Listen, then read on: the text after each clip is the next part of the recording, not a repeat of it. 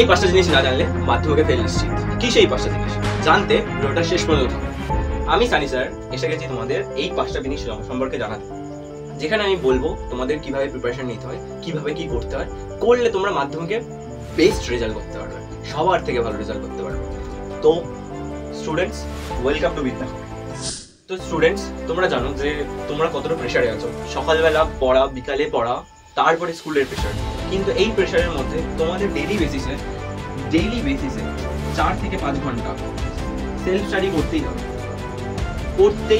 Self study না করলে কোনোদিন ভালো রেজাল্ট হবে না। তারপরে সেকেন্ড যে ইম্পর্টেন্ট পয়েন্টটা, সেটা হলো ম্যাথ প্র্যাকটিস। কেন?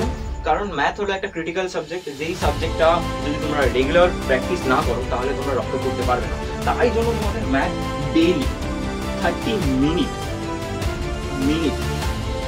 টু 1 আওয়ার প্র্যাকটিস করতেই হবে, যাতে তোমরা ম্যাথকে রপ্ত করতে পারো। আর প্রত্যেকটা কোশ্চেন তোমাদের কাছে নোট।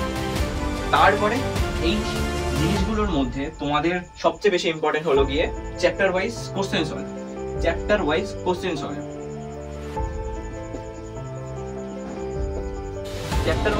সলভটা কেন ইম্পর্টেন্ট? কারণ তোমরা চ্যাপ্টারগুলো ভালো করে পড়ে নিবে। তার মধ্যে সবচেয়ে ইম্পর্টেন্ট হলো কোশ্চেন। তোমরা যদি কোশ্চেনের সাথেই ফ্যামিলিয়ার না হও, তাহলে তোমরা যখন মাধ্যমিকের কোশ্চেন দেখবে তখন তোমরা কোশ্চেন বুঝতে পারবে না কোনটা কিভাবে অ্যান্সার করবে। তাই চ্যাপ্টার ওয়াইজ কোশ্চেন সলভ, এবং তার সাথে যেটা সবচেয়ে ইম্পর্টেন্ট সেটা হলো গিয়ে তোমার পিওয়াইকিউ সলভ। কেন পিওয়াইকিউ সলভ হলো তোমার এই কারণে ইম্পর্টেন্ট যে তুমি পিওয়াইকিউ সলভ করলে তুমি মাধ্যমিকের কোশ্চেন কমন পাবে, এটা নিশ্চিত। এবং পিওয়াইকিউ সলভ এবং চ্যাপ্টার ওয়াইজ কোশ্চেন সলভের জন্য আমাদের চ্যানেলে যুক্ত হয়ে যাও, যাতে তোমরা এই রিলেটেড সবকিছু কন্টেন্ট পেয়ে যাও।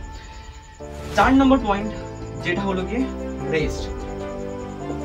মোস্ট অফ দ্য স্টুডেন্ট পড়াশোনার মধ্যে রেস্টটা নিতেই ভুলে যায়, রাতেবেলা ঘুমায় না, সকালবেলা তাদের উঠে পড়তে চলে যায়। কিন্তু তোমরা যদি প্রপার রেস্ট না নাও তাহলে কিন্তু তোমাদের 2 দিন পড়লে 3 দিনের মাথায় আর পড়তে পারবে না। তাই রেস্টটা সবচেয়ে ইম্পর্টেন্ট। এবং সবচেয়ে এন্ড এবং ফুল অ্যান্ড ফাইনাল সবচেয়ে ইম্পর্টেন্ট যে পয়েন্টটা, সেটা হলো রিভিশন। কেন রিভিশনকে এত ইম্পর্টেন্ট দেওয়া হয়?